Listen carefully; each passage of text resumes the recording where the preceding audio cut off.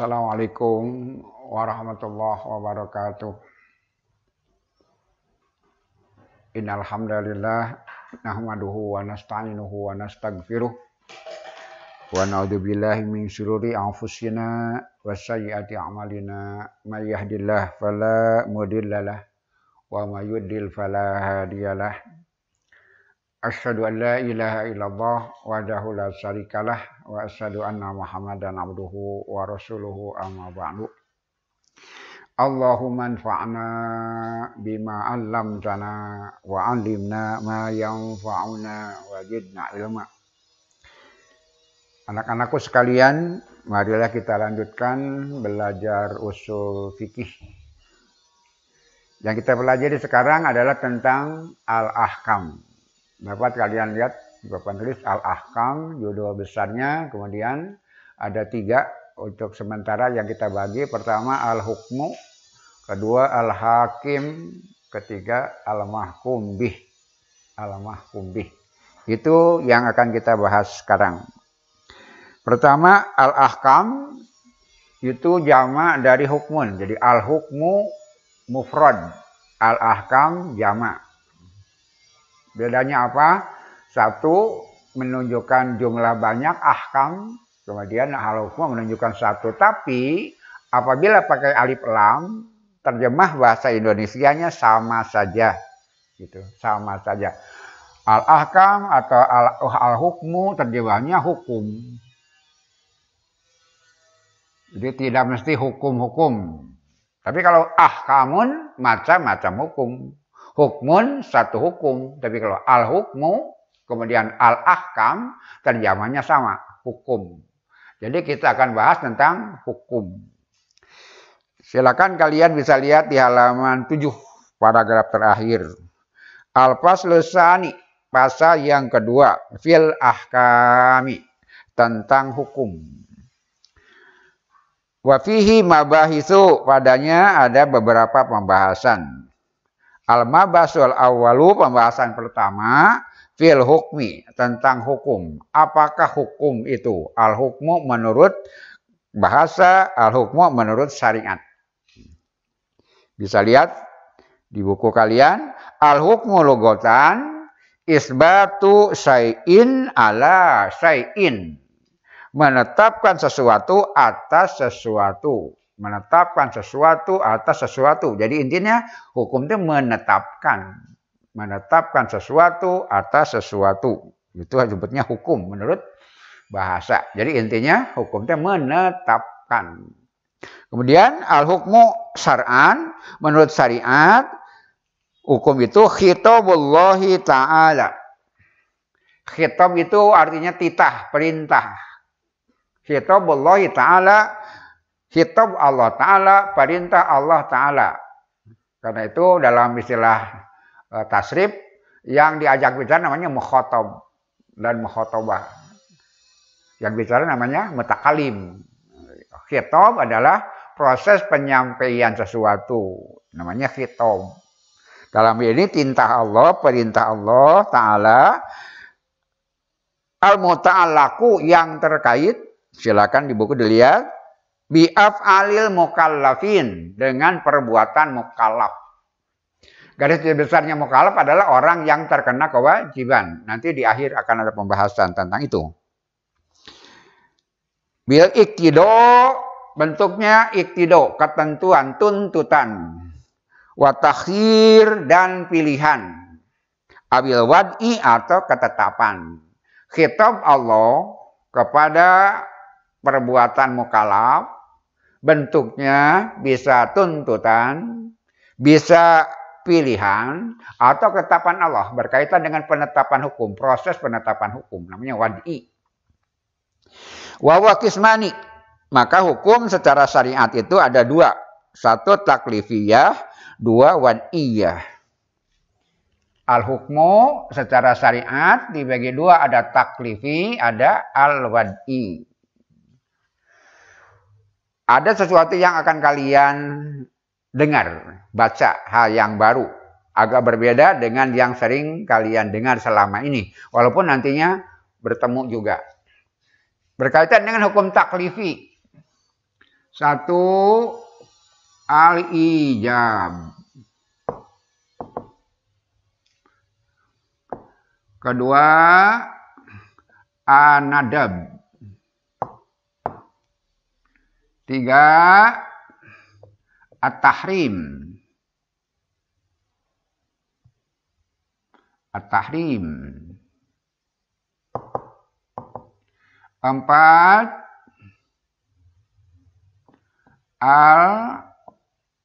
al-karohah. Lima, al-ibahah.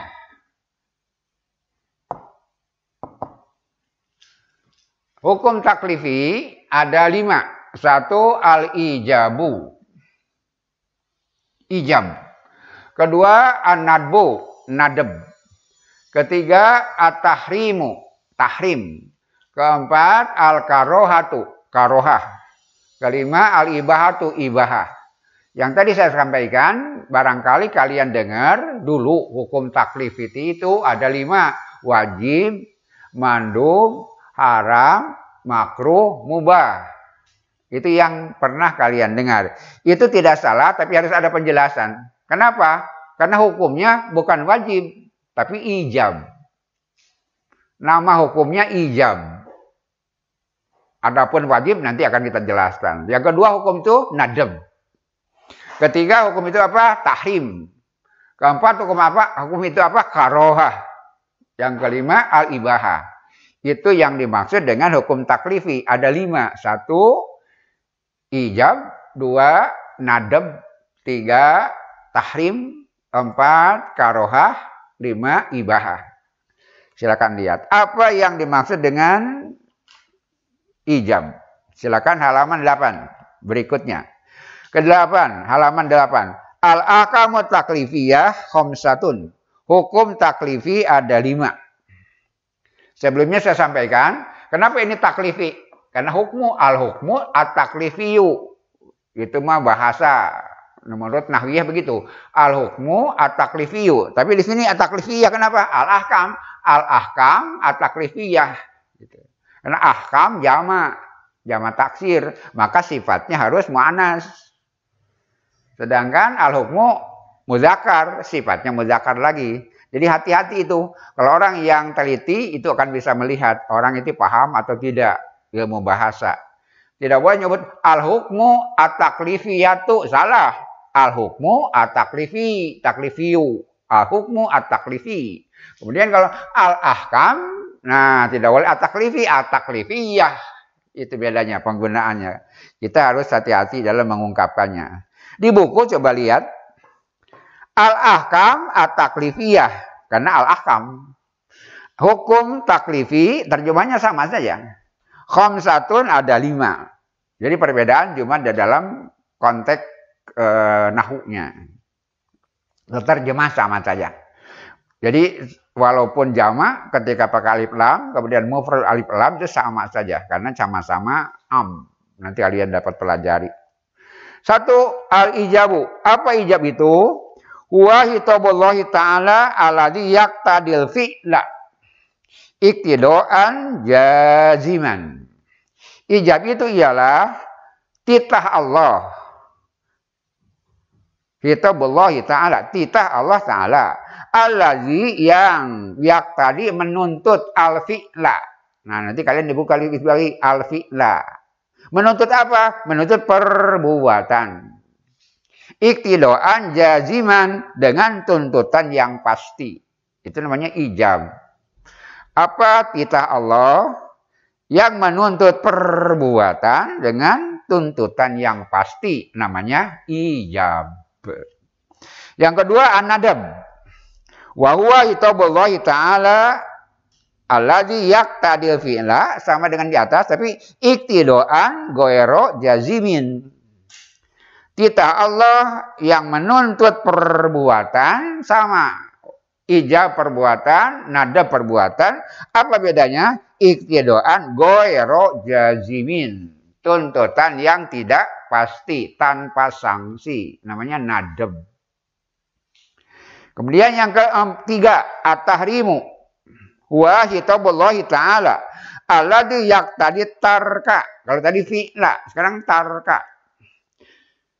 Khitab Allah Ta'ala yang menuntut meninggalkan. Kalau tadi tuntutan melakukan, sekarang tuntutan meninggalkan. Iktidoan jaziman dengan tuntutan yang pasti. Menuntut meninggalkan dengan kepastian. Dengan ada sanksi, namanya tahrim. Kemudian yang keempat, al-karohah. Wahuwa hitabullah ta'ala alladzi yaqtadi tarka iktidoan goero jazimin. Sama dengan at-tahrim, al-karohah, sama-sama menuntut meninggalkan.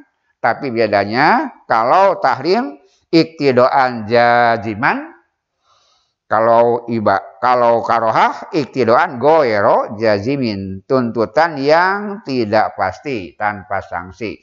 Itu yang keempat. Yang kelima, al-ibahatu. Ibahah. Jadi nama hukumnya ibahah. Wahia ialah khitabullah ta'ala, tuntutan Allah Ta'ala, yuhayyiru, yang membolehkan memilih. Yuhayyiru, pilihan.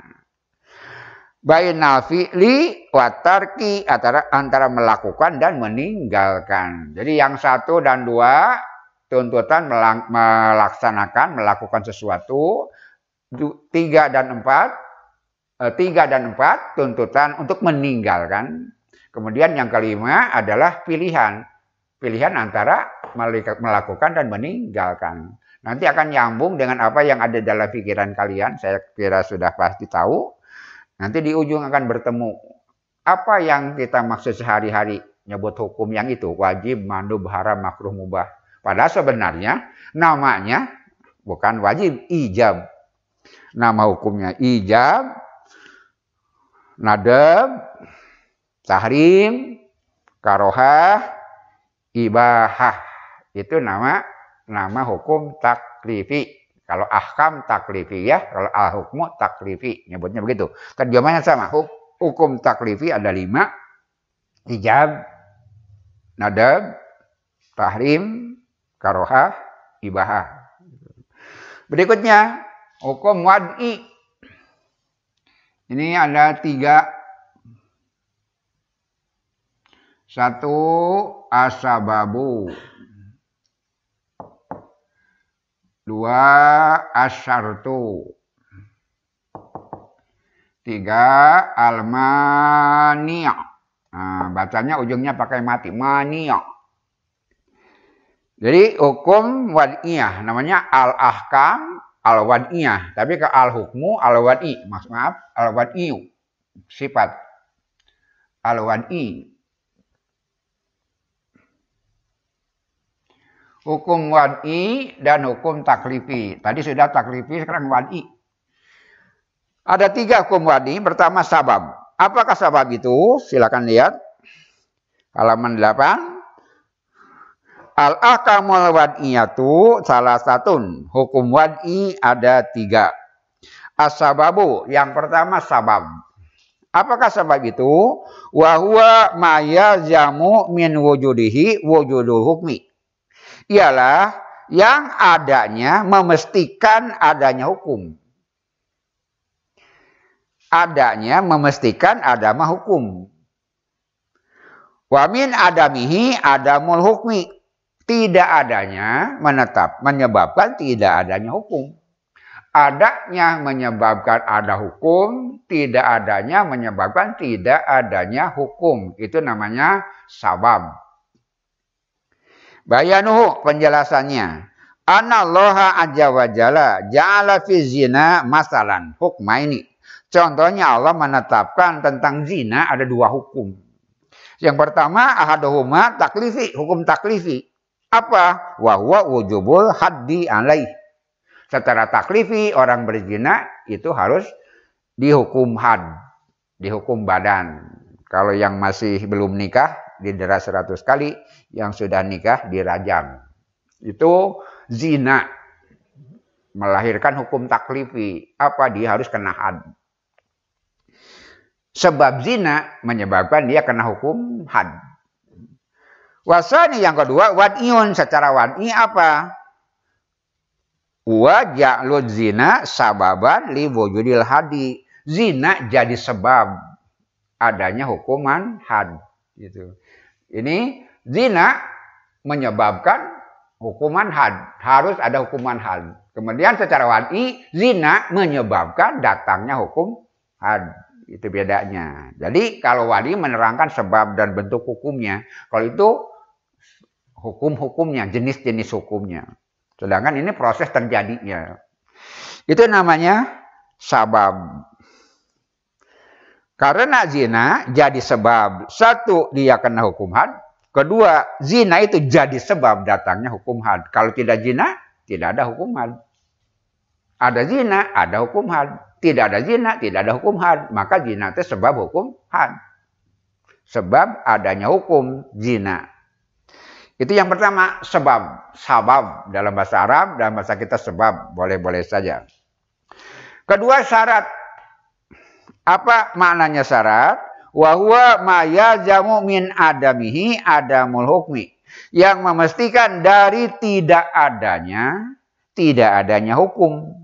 Wala yazamu, tapi tidak memastikan min wujudi dari adanya wujudul hukmi, adanya hukum. Hati-hati beda sebab dan syarat. Kalau sebab, tadi kita ulang, adanya memastikan adanya hukum, tidak adanya memastikan tidak ada hukum. Adanya ada, tidak adanya tidak ada. Itu namanya sabab.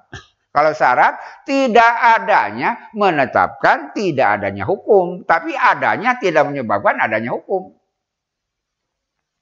Tidak adanya menunjukkan tidak adanya hukum.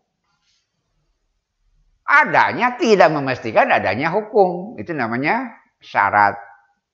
Silakan, apa penjelasannya? Bayanuhu annal haula syartun fi wujubi zakat. Datangnya haul, masa ulang setahun, itu namanya haul. Maka kalau datangnya haul, datang zakat. Datang haul, datang zakat. Namanya kalian nyimpan emas sebagai cadangan. Maka setiap tahun dia, kalau di atas 96 gram, setiap hari zakat. Kapan? Ketika datang haul. Jadi syarat adanya hukum zakat ketika adanya haul. Sebelum ada haul, belum ada kewajiban zakat. Tidak adanya haul menyebabkan tidak adanya zakat. Tapi adanya haul belum tentu mewajibkan zakat. Kenapa? Ada masalah lain. Sampai ke nisab atau tidak. Kalau tidak sampai ke nisab 96 gram lebih, tidak ada kewajiban zakat. Jadi adanya haul tidak menyebabkan, memastikan adanya zakat. Tapi tidak adanya haul juga tidak memastikan adanya zakat. Zakat baru terjadi apabila datang haulnya, kemudian nisabnya sampai. Itu namanya syarat. Datangnya haul, syarat mengeluarkan zakat. Tidak adanya haul, belum sampai haul, tidak ada kewajiban zakat. Kemudian adanya haul, sampainya haul belum tentu mewajibkan zakat. Apabila dia belum kena ke batas mendapatkan perintah zakat. Seperti itu wudhu. Tidak ada sholat tanpa wudhu. Tapi ada wudhu belum tentu sudah ada sholat. Itu namanya syarat. Wudhu itu syarat sholat. Apa pemahamannya? Kalau tidak ada wudhu, tidak ada syarat, tidak ada sholat. Tapi ada wudhu, belum tentu sholatnya sudah ada. Kenapa? Di samping wudhu banyak rukun syarat lain untuk melaksanakan sholat. Itu bedanya rukun dengan syarat. Jadi kalau rukun, maksud saya sabab dengan syarat. Nanti rukun yang lain lagi. Insya Allah minggu depan kita belajar tentang rukun. Sekarang sabab dan syarat. Apa bedanya sabab dan syarat? Sabab adanya hukum menyebabkan adanya sabab menyebabkan adanya hukum. Tidak adanya sabab, tidak adanya hukum. Kita ulang. Apa sabab itu? Dengan adanya sabab, adanya hukum. Tidak adanya sabab, tidak adanya hukum. Sedangkan syarat, tidak adanya syarat, tidak ada hukum. Adanya syarat, belum tentu ada hukum. Itu bedanya hukum, sabab dan syarat. Kemudian yang ketiga, al-mani'. Al-mani wa ma yazamu min wujudihi adamul hukmi.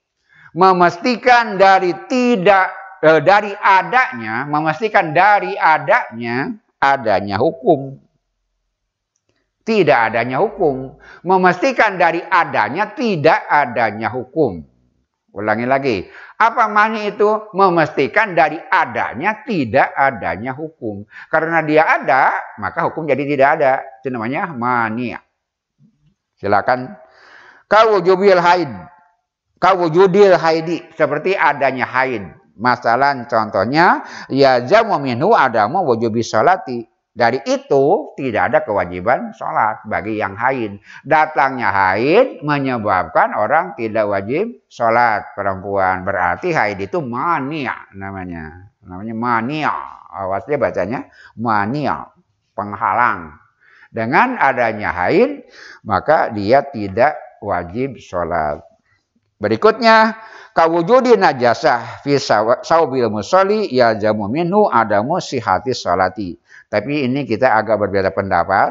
Dalam buku ini dikatakan adanya najis di pakaian seorang yang akan sholat menyebabkan tidak sahnya sholat. Padahal sebetulnya tidak seperti itu. Insya Allah lain waktu kita bahas tentang itu. Ada perbedaan pendapat. Kalau ada najis di pakaian, sholat kita sah atau tidak? Nah, kata penulis ini tidak sah. Kalau kata kita sah, tapi berdosa. Sengaja membawa najis kepada sholat itu berdosa, tapi sholatnya tetap sah, tapi dia berdosa. Karena itu bersuci dulu pakaian sebelum sholat. Supaya apa? Supaya kita tidak terkena dosa. Kenapa? Mun sholat mawa najis, pahalana can puguh, can tangtu, dosa nak ngeus. Sebab ke dalam sholat membawa najis. Insya Allah lain waktu kita bahas panjang lebar mengenai itu. Ada kontroversi perbedaan pendapat. Sekelompok mengatakan adanya najis di tubuh atau di pakaian menyebabkan tidak sah sholat. Sebagian lagi mengatakan adanya najis di tubuh tidak membatalkan sholat, tapi menjadi sebab dia punya dosa dari sengaja membawa najis ke dalam sholat. Itu agak panjang lebar nanti pembahasannya. Kita kembali ke awal. Hukum taklifi ada 5 ijab. Apa hijab itu? Tuntutan Allah untuk melakukan dengan pasti ada sanksi. Namanya ijab. Kemudian ini tuntutan Allah untuk dilakukan tapi tanpa sanksi. Namanya nadab. Kemudian yang ketiga tuntutan Allah untuk meninggalkan tapi tanpa sanksi. Tapi dengan sanksi. Itu namanya tahrim. Kemudian tuntutan Allah tanpa sanksi. Wero jazimin istilahnya, tidak pasti, tidak mesti, dalam pengertian tidak ada ancaman, sebutnya karohah. Kemudian yang kelima, apa? Kitab Allah, tuntutan Allah untuk memilih melakukan atau meninggalkan, namanya ibahah. Kemudian al-wadi, hukum wadi ada 3, 1 sebab, 2 syarat, 3 mani'. Apa sebab itu? Sebab itu adanya menyebabkan adanya hukum, tidak adanya menyebabkan tidak adanya hukum. Gitu. Kemudian kalau syarat, tidak adanya menyebabkan tidak adanya hukum. Tapi adanya belum tentu menentukan adanya hukum. Itu namanya syarat. Dan kemudian yang ketiga, mani'. Mani itu keberadaannya, mani itu menyebabkan tidak adanya hukum. Seperti adanya haid menyebabkan tidak adanya kewajiban sholat. Maka haid namanya mani'. Berikutnya hakim. Hakim itu penetap hukum.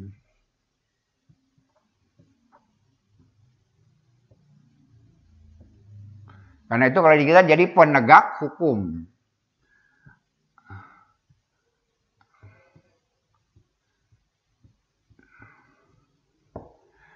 Dalam bahasa syariat, maksudnya Allah atau Rasulullah Shallallahu Alaihi Wasallam hakim itu. Walaupun nanti setelah Rasul tidak ada, dibentuk juga secara umum ada penetap hukum dan penegak hukum, orang-orang yang punya kewenangan itu, namanya hakim. Silakan lihat halaman 9. Al-Mabasusani fil hakim, pembahasan yang kedua tentang hakim, penetap hukum. Innahu sesungguhnya la khilafah, tidak ada perbedaan pendapat. fi kaunil hakimi, tentang tegaknya hukum, tentang adanya penegak hukum syar'un secara syarat, ba'da bi'sati, setelah Nabi diangkat. Wa bulughu da'wati, dan dakwah sudah sampai. Semua orang sepakat ketika Nabi sudah ada, dakwah sudah sampai, di sana ada hukum. Berlaku hukum. Hukum tegak ketika dakwah sudah sampai, Nabi beritanya sudah sampai.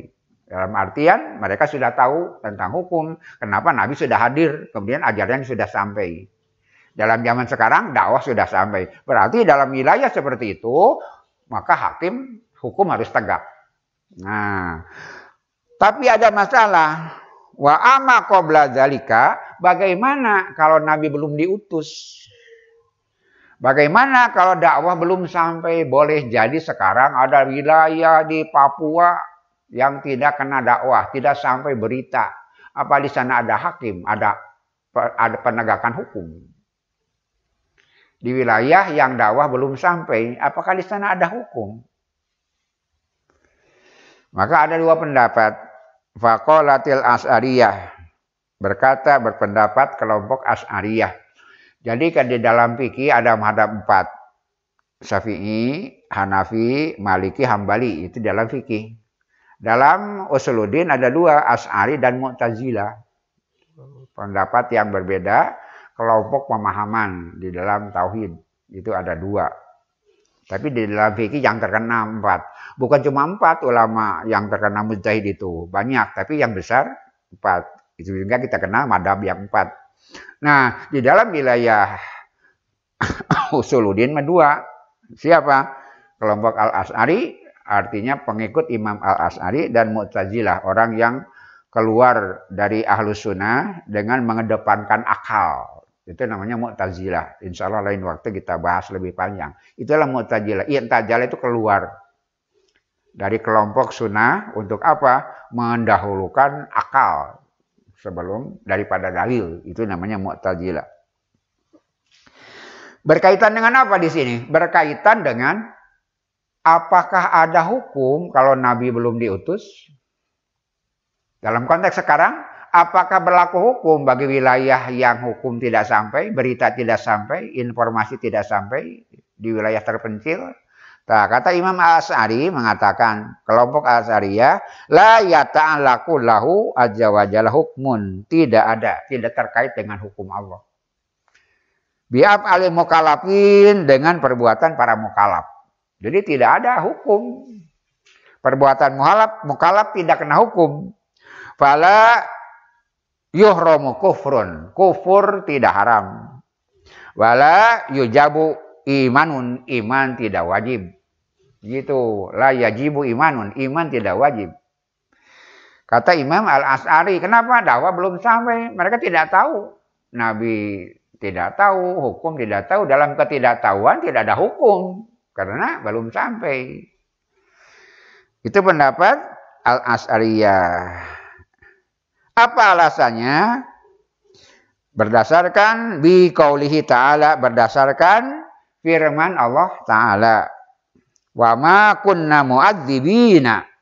Kami Allah tidak akan memberikan hukuman, mengazab, hatta sehingga nab'asa rasula, kami mengutus rasul. Berarti sebelum rasul diutus, dakwah belum sampai, perbuatan orang tidak terkena dengan hukum. Karena memang mereka tidak mendapatkan berita tentang kehadiran Rasulullah dan adanya hukum.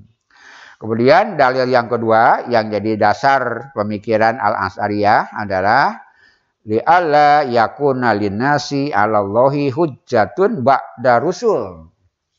Supaya mereka tidak punya alasan bagi Allah setelah diutus Rasul. Berarti kalau tidak Rasul diutus, ada alasan. Kalau Rasul sudah diutus, tidak ada alasan. Kalau Rasul belum diutus, punya alasan untuk tidak melaksanakan hukum. Itu menurut Al-Asy'ari. Tapi Mu'tazilah berpendapat lain. Dalam hal ini, walaupun kita harus hati-hati, dalam hal ini Mu'tazilah lebih masuk akal. Karena memang dia mengedepankan akal. Kemudian secara kenyataan juga, lebih empiris dalam kenyataan. Wa qalatil Mu'tazilatu, berkata kelompok Mu'tazilah, berbeda pendapat dengan kelompok Al-Asy'ari yang mengatakan ketika Rasul belum diutus tidak ada hukum. Ketika tidak sampai informasi mereka bebas hukum karena tidak tahu. Begitu kata Asy'ari dengan menyampaikan tadi alasan-alasan dalil-dalilnya. Tapi Mu'tazilah tidak begitu. Tetap ada hukum. Innahu yata'allaqu lahu ta'ala hukmun bima adrakal aqlu. Karena dia berakal, dia tidak bebas dari tanggung jawab. Karena dia dibekali akal oleh Allah. Berarti ke dirinya punya akal itu ada tanggung jawab. Maka tetap saja ada hukum. Walaupun Nabi belum diutus, walaupun dakwah belum sampai, orang tetap harus taat hukum. Dan hukum harus ada. Berdasarkan apa? Berdasarkan akal. Seprimitif-primitifnya kelompok manusia, masyarakat pasti ada norma. Jadi dalam hal ini Mu'tazilah agak lebih dekat dengan kenyataan. Kenapa? Karena akal itu fihi sifatu husnin au qabhin, sudah tahu baik atau buruk. Walaupun agama belum datang, kan orang tahu baik dan buruk. Berarti dia harus bertanggung jawab, ada tanggung jawab moral terhadap pikirannya, terhadap akalnya, terhadap kemanusiaannya. Baik li zatihi atau lantaran zatnya, atau li sifatihi atau sifatnya. Sesuatu baik atau buruk, baik zatnya atau sifatnya sudah tahu. Mengenai apa? Dengan pendekatan akal mereka. Itu sebabnya kata mereka hukum tetap ada. Adya malal husna wa yatrukal qabiha. Orang tetap punya kewajiban melaksanakan kebaikan dan menjauhi kejahatan. Wallahu yuahiduhu, nanti Allah akan menghisab juga katanya. Bihasbi ma yudriku min dalika bisyari. Seukuran kemampuan akal mereka ketika menangkap. Tingkat kecerdasan akal mereka akan dituntut di hadapan Allah untuk bertanggung jawab atas hidup ini. Tidak bisa dengan alasan tidak tahu kemudian bebas. Nanti kita pun seringkali kan banyak orang yang tidak ingin tahu. Kenapa? Kalau sudah tahu kan jadi ada kewajiban. Apakah orang tidak tahu bebas sama sekali? Enggak, dia akan dituntut juga. Kenapa tidak tahu? Begitu. Ketidaktahuan memang membebaskan. Walaupun setidak tahunya manusia karena punya akal tentu ada norma baik dan buruk. Begitu kata kelompok Mu'tazilah, mereka pun berdalil wastadalu bi qouli ta'ala, mereka juga berdalil dengan firman Allah Ta'ala, qul, katakanlah, hayastawi khabisu wat thayyib, apakah sama buruk dengan baik? Allah bertanya kepada kita yang berakal, apakah buruk dan baik sama? Berarti ada tuntutan atas pengetahuan itu. Wa qalu azza wa jalla, dan sabda Allah azza wa jalla, wallahu ya'lamul mufsida minal muslihi. Allah tahu siapa yang merusak dan siapa yang membuat kemaslahatan. Jadi lahirnya manusia ke dunia, walaupun dan dalam tanda petik syariat belum sampai, Nabi belum diutus, tanggung jawab diri sebagai manusia tetap ada dan dituntut. Kenapa? Karena kita diberi akal. Kita tidak bebas norma. Pasti ada norma walaupun sebatas yang bisa diterima dan dipahami akal. Kemudian tanbih, ada peringatan. Hukmullahi azza wa jalla bi'tibari ma yudhiku aqlu. Hukum Allah yang berkaitan dengan kemampuan akal yuksamu ila khamsati aqsamin, juga terbagi kepada 5. 1, al-wujub ka qada'i daini. Ini menarik. Walaupun Nabi belum diutus, dakwah belum sampai, tetap ada yang wajib apa? Bayar utang wajib, senajan Nabi. Gitu. Kenapa? Menurut akal tidak ada lain. Kalau punya utang ya harus dibayar, berarti wajib. Ada wajib walaupun Nabi belum diutus, dakwah belum sampai. Kedua, ada juga tahrim, kadzulmi, berbuat menganiaya orang, menganiaya orang lain. Walaupun Nabi belum diutus, tetap aja akan dipertanggungjawabkan. Kenapa? Akal kita, akal manusia tidak menerima orang menyakiti orang lain tanpa sebab. Tetap aja ada yang haram, ada tahrim. Berikutnya, an-nadab. Nadab pasti ada, kaisan, berbuat baik. Orang berbuat baik baik pada ibu, baik pada bapak, berbuat baik pada tetangga, saudara. Walaupun hukum belum ada kan tetap harus. Itu berarti nadem di dalam masyarakat yang mengukur kebenaran dengan akal pikiran mereka. Yang kelima, al-karohah. Karohah juga ada di dalam wilayah yang seperti itu. Apa contohnya? Kakolilil adab, kurang ajar, bahasa orang mah goreng. Nah, karoha secara nama hukumnya, walaupun andaikan Nabi belum diutus, kemudian andaikan dakwah belum sampai, tapi tetap ada norma ketidakpantasan begitu. Kemudian yang kelima, ibahah pun ada di dalam hukum yang dipahami akal. Apa? Kata tasarruful milki maliki fi milkihi, tasarruful maliki li milkihi. Seorang pemilik menggunakan hartanya, miliknya, itu sah-sah saja. Berarti ibahah secara akal. Ketika seseorang menggunakan hak miliknya untuk kepentingan dirinya. Berarti dalam masyarakat yang tanpa ada nabi sekalipun dakwah belum sampai, norma tetap ada. Berdasarkan apa? Berdasarkan kemampuan akal mereka untuk membangun norma-norma. Kenapa? Mereka tahu baik dan buruk. Ada yang dianjurkan, ada yang tidak pantas. Itu kan ada di dalam pikiran. Itu menurut pendapat Mu'tazilah. Dalam hal ini itu masuk akal dan terbukti dengan kenyataan. Tapi sekali lagi hati-hati, kita tidak sedang akan menjadi Mu'tazilah, enggak. Cuma dalam hal ini, dalam perdebatan ini, Mu'tazilah lebih nyata, empirik dalam kenyataan bahwa tidak ada masyarakat seprimitif apapun pasti ada norma hidup. Gitu. Hukum tetap ada walaupun Nabi belum diutus. Nah, kita sampai kepada masalah yang terakhir. Sengaja saya targetkan agak cepat, barangkali kalian merasa agak cepat. Kenapa? Supaya sampai ke sini. Mahkum bih. Apa mahkum bih itu? Mahkum bih adalah perbuatan mukallaf. Fi'lul mukallafi. Perbuatan mukallaf yang terkait dengan hukum. Silakan lihat. Al-mabatu salis fil mahkum bih au muta'allaqatul ahkam. Muta'allaqatil ahkam, keterkaitan hukum. Dengan apa? Dengan perbuatan mukallaf. Jadi kalian pernah mendengar ada hukum wajib. Wajib mah bukan nama hukum, tapi akibat hukum. Hukum sholat wajib, sholat. Hukum sholat ijab, sholatnya wajib, begitu. Jadi akibat hukum. Kedua, di situ mandub. Dari an-nadab, hukumnya nadab, akibatnya jadi mandub. Perbuatannya, begitu. At-tahrim, hukumnya tahrim. Akibatnya apa? Perbuatannya jadi haram. Itu. Hukumnya karoha. Hukum perbuatan itu karoha. Jadi perbuatan itu apa hukumnya?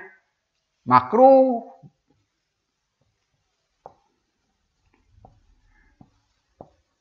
Nah, yang kita kenal dari dulu itu nama hukumnya ini. Dan kelima, ibahah. Hukumnya ibahah. Akibatnya apa? Ada perbuatan yang mubah.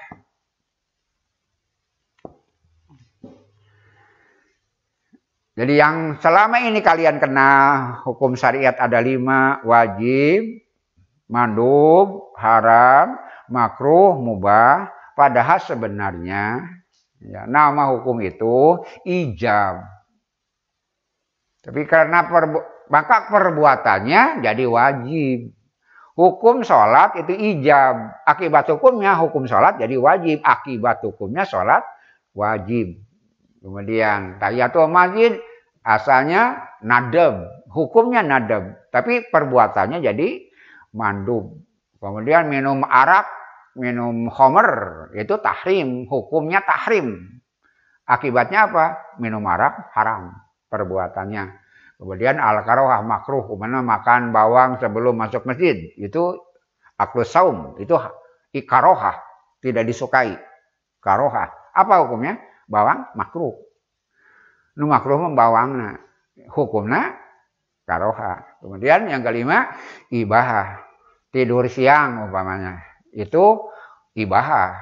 Tidurnya sendiri namanya mubah. dibolehkan akibat hukumnya. Jadi yang kalian kenal selama ini wajib, mandub, haram, makruh, mubah, sebetulnya itu akibat hukum. Kalau ini apa? Nama hukumnya, hukum taklifi namanya. Nama hukumnya, ini akibat hukumnya. Sholatnya wajib, perbuatan sholatnya, hukumnya ijab. Barangkali kalian bertanya, bagaimana kalau kita menyebut hukum itu ada 5, wajib, mandub, haram, makruh, mubah, boleh tidak? Boleh. Namanya ijaz majaz, menyebut hukum untuk akibatnya. Itu namanya dalam gaya bahasa itu boleh-boleh saja, secara bahasa boleh. Menyebut nama hukum, tapi menyebut dengan nama akibat hukum. Ini akibat hukum, itu hukum. Tapi menyebut hukum dengan akibatnya itu boleh. Jadi kalian tidak usah khawatir dan merubah kebiasaan kalian menyebut sholat, wajib dan sebagainya. Hukum ada 5, tidak mesti berubah.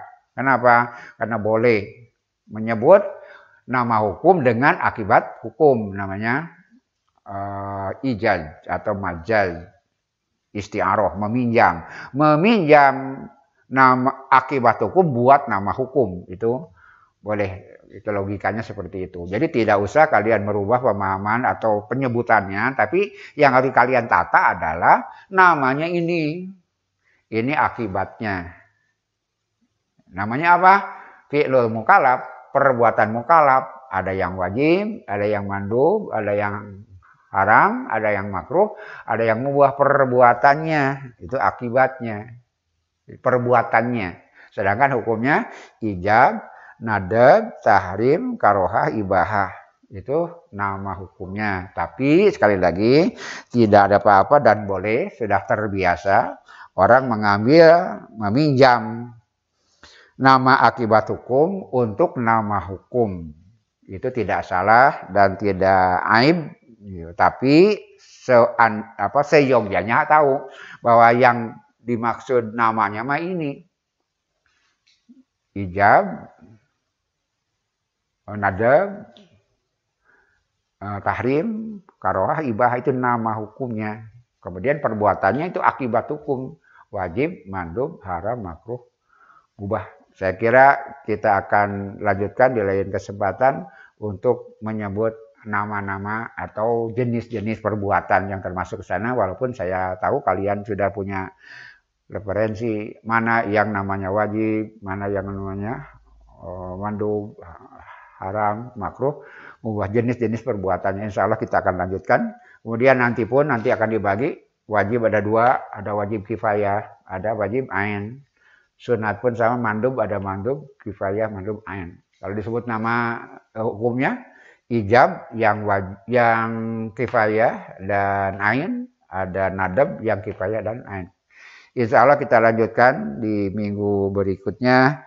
Pembahasan ahkam masih ada lanjutannya karena baru 3 jenis. 1, hukum, nama hukum, ada hukum taklifi, ada wadi. Kedua, hakim, penegak hukum. Apakah hukum tegak atau tidak? Tadi sudah kita bahas, ada 2 pendapat.